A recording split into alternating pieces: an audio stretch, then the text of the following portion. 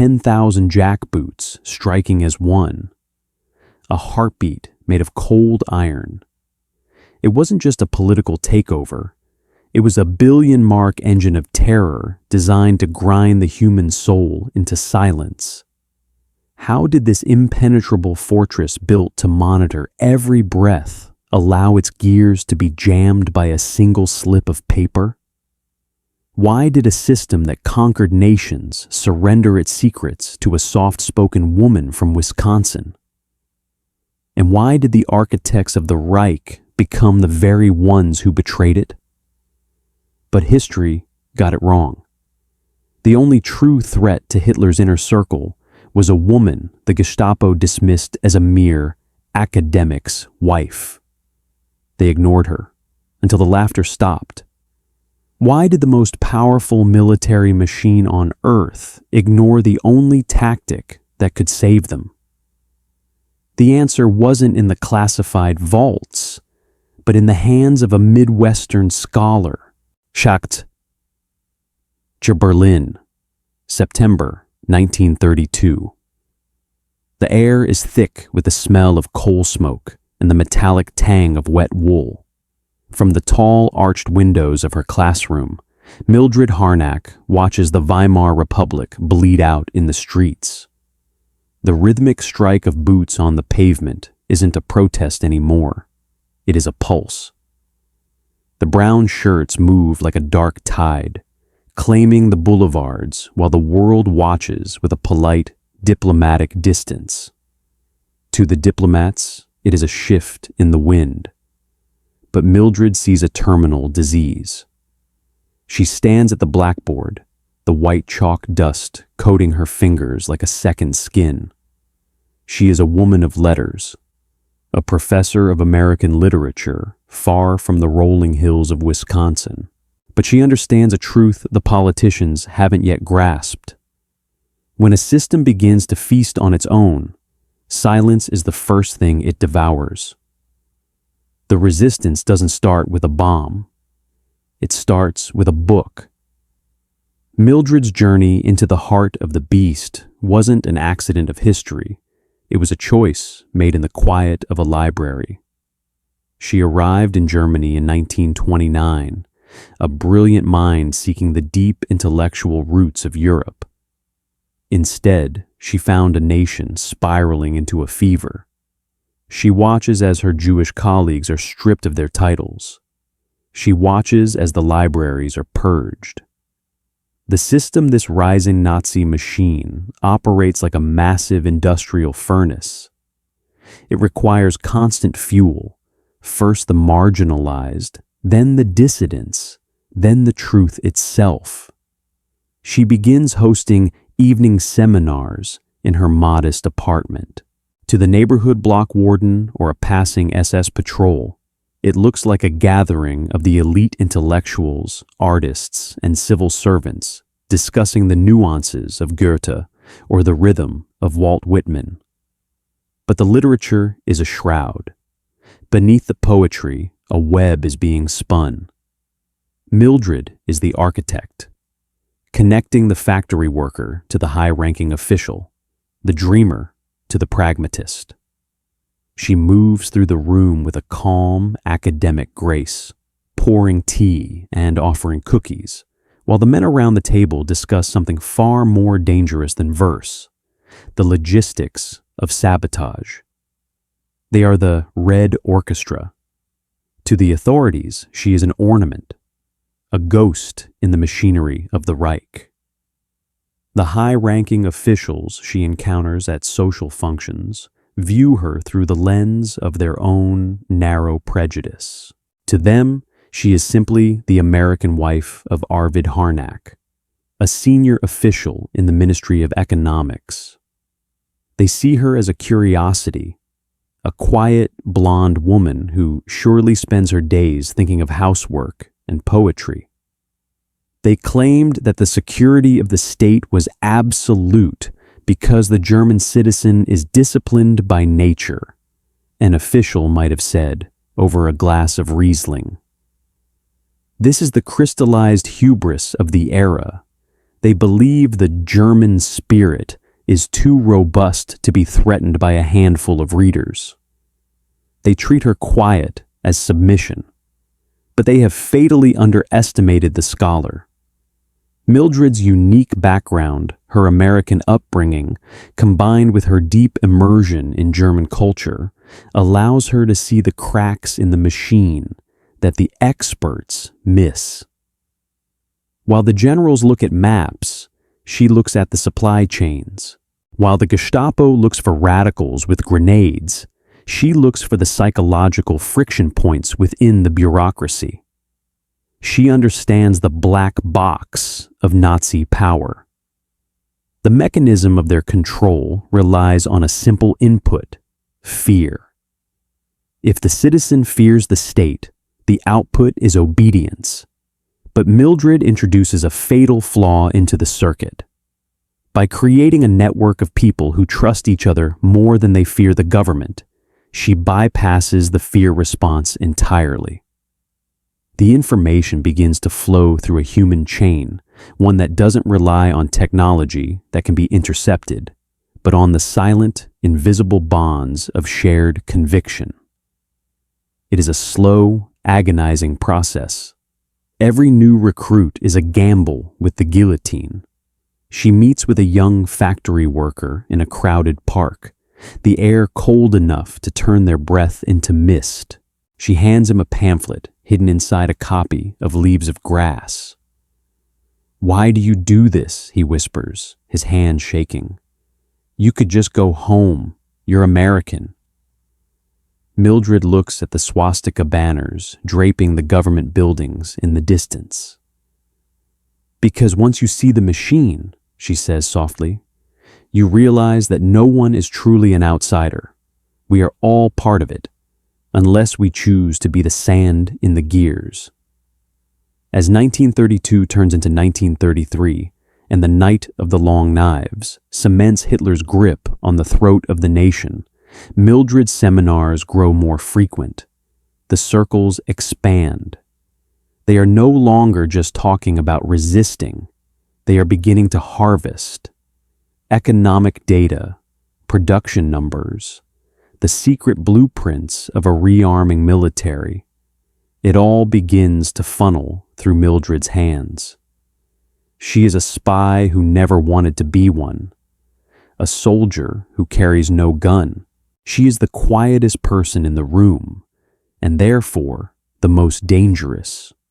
The directors of the Gestapo scoffed at the idea of a domestic resistance, believing the German people were united in a singular iron will.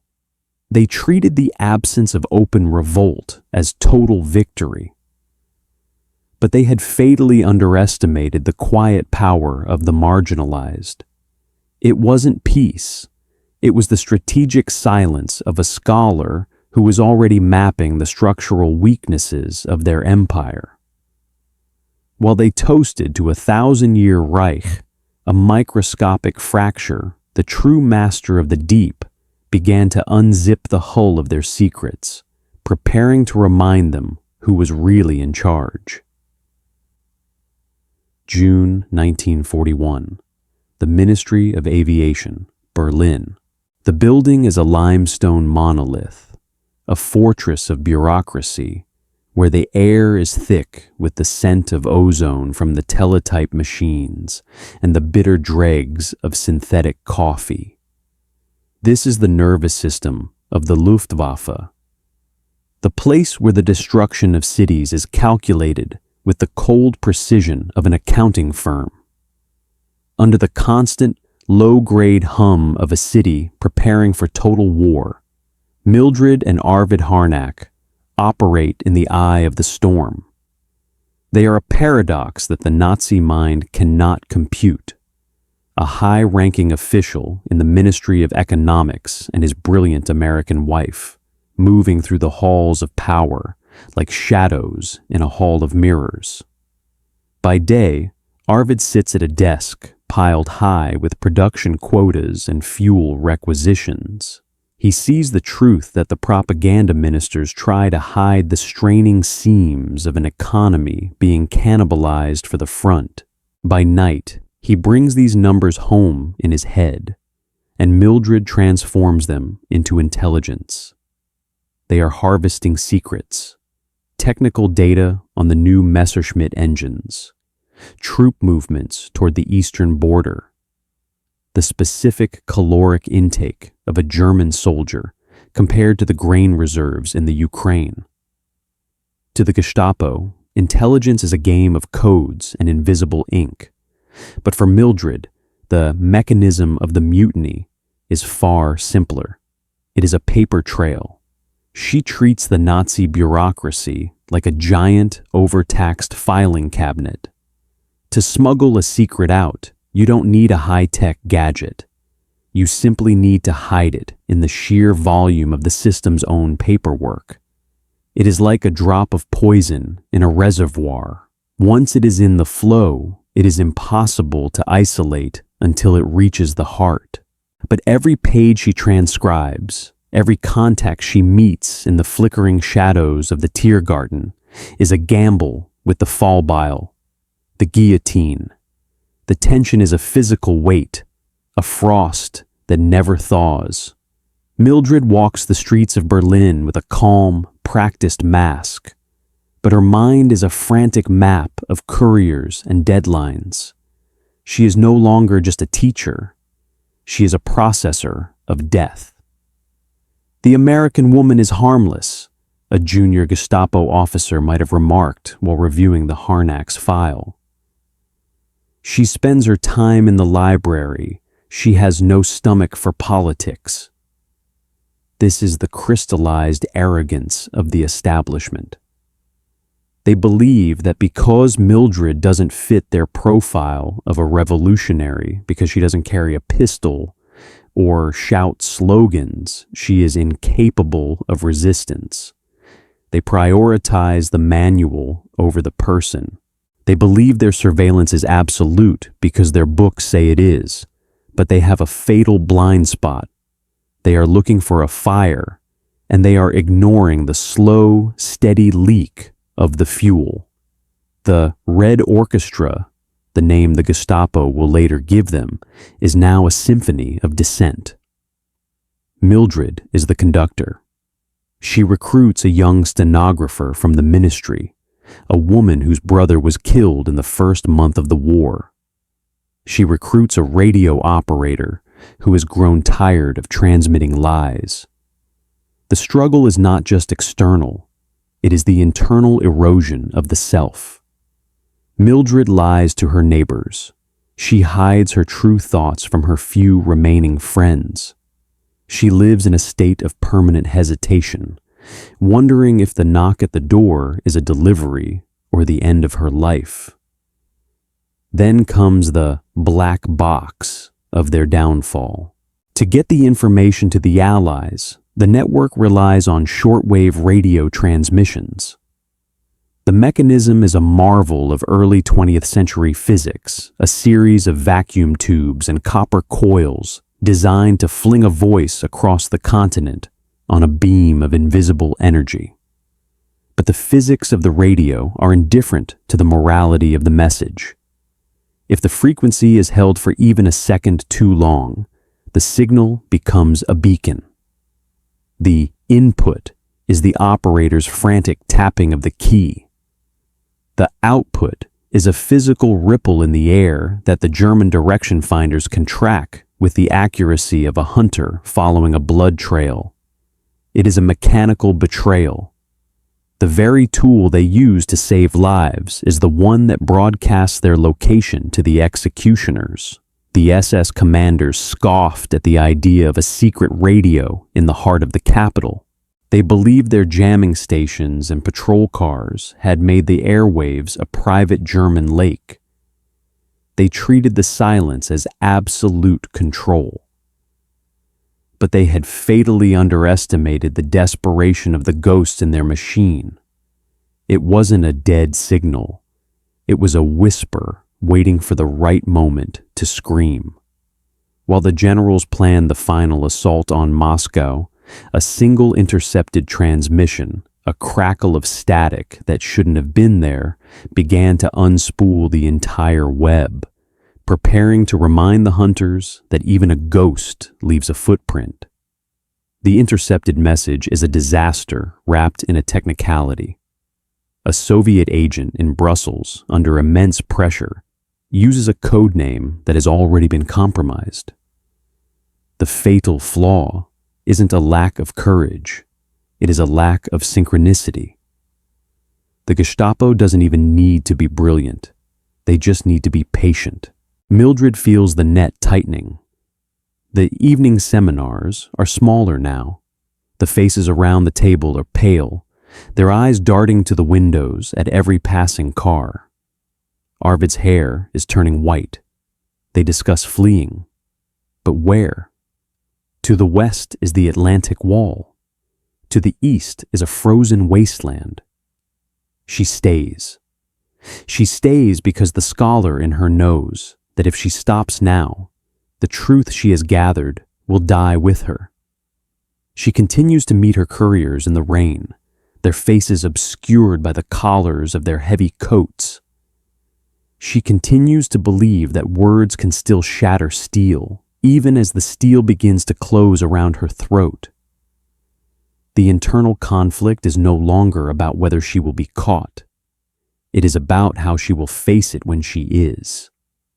She sits in her apartment, the silence of the Berlin night broken only by the distant, rhythmic thud of the anti-aircraft guns. She holds a book in her lap, but she isn't reading. She is listening for the sound of boots on the stairs. September 1942. The seaside. The end doesn't come with a grand confrontation. It comes with the sound of sand crunching under heavy leather boots. Mildred and Arvid are on a brief, desperate holiday in East Prussia, trying to breathe the salt air one last time before the sky falls. They are walking along the dunes when the figures appear black silhouettes against the gray Baltic Sea. There is no escape. The system has finally processed the data from the intercepted radio waves, and the output is a pair of handcuffs. The interrogation rooms at Prince Albrechtstrasse are not designed for conversation. They are designed for the systematic dismantling of the human ego. For months, Mildred is held in a stone silence, broken only by the screams of others echoing through the vents. The representative of the system is Manfred Roeder, the blood judge of the Luftwaffe. He looks at Mildred not as a person, but as a biological error. In a brief, chilling micro-scene in the bowels of the prison, he leans over the table, the scent of expensive tobacco clinging to his uniform. "You are a scholar," he sneers, his voice a dry rasp. "You spent your life studying our culture, yet you chose to rot with the Bolsheviks. Why throw away a brilliant mind for a gutter ideology?" Mildred looks at him, her glasses cracked, her frame skeletal after weeks of starvation. But her eyes, they are still the eyes of a teacher. "You think this is about ideology," she whispers. "But I wasn't fighting for a flag. I was fighting for the people you've forgotten how to see." Roeder laughs. It is the sound of a machine grinding bone. The system does not forget, it only purges. In December 1942, the military court delivers its verdict. Arvid is sentenced to death. Mildred, because of her American citizenship and the lack of hard evidence of sabotage, is given 6 years of hard labor. For a moment, it seems the system has a shred of pragmatism left. But then, the hubris. The file reaches the desk of Adolf Hitler. He reads the sentence and his rage boils over. He cannot conceive of a woman, an American woman, defying his Reich and surviving. He personally scrawls a note in the margin, a command that overrides the law, the court, and the tradition of the German military. Death sentence for the woman as well. This is the crystallized arrogance of the dictator.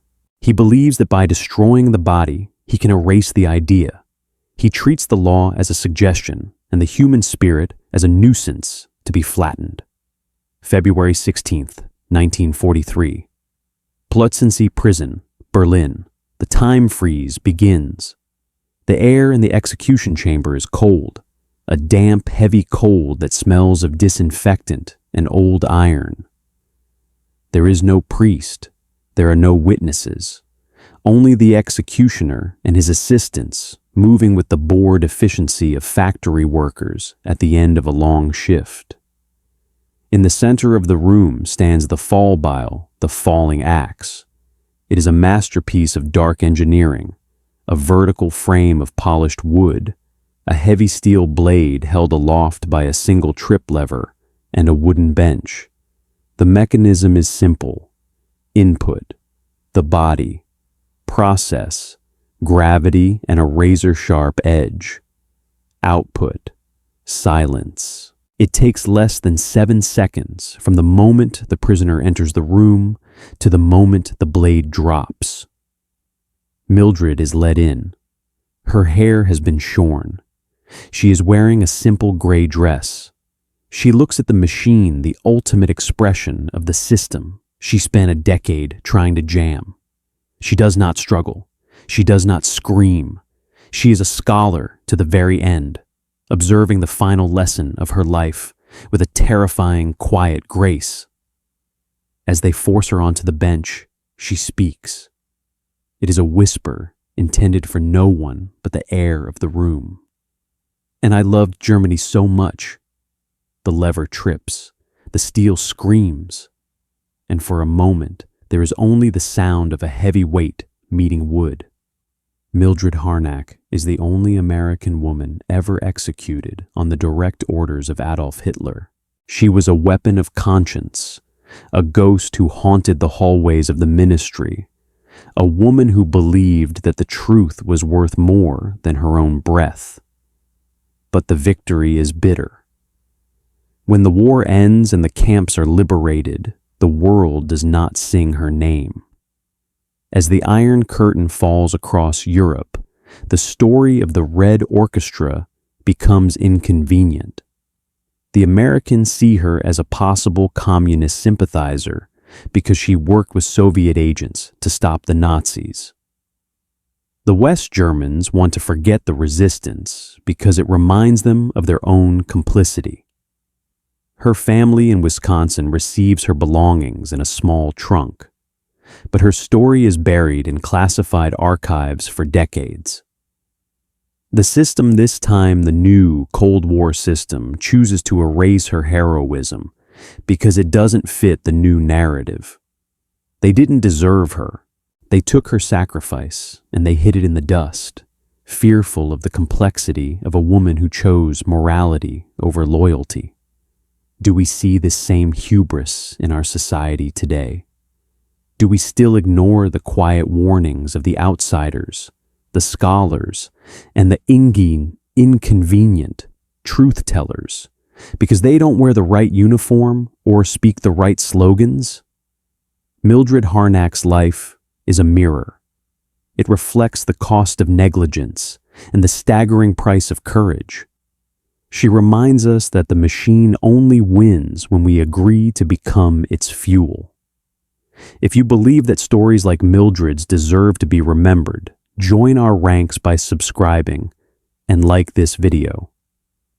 We have synthesized this narrative from reputable historical archives and verified sources. However, the fog of war often extends to the history books. If you spot any inaccuracies or have additional details to share, please correct us in the comments. We strive for the absolute truth, and your knowledge helps us get there. Thank you for keeping history alive.